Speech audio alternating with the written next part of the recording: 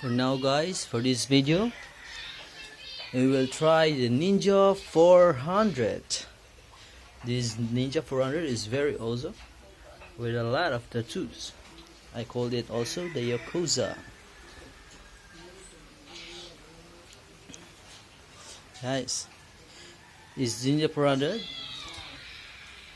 will be using the easy project, and this will gonna be very nice sound. So now for now I will try to start this Ninja 400 and we'll try to listen for his easy project sound. Start.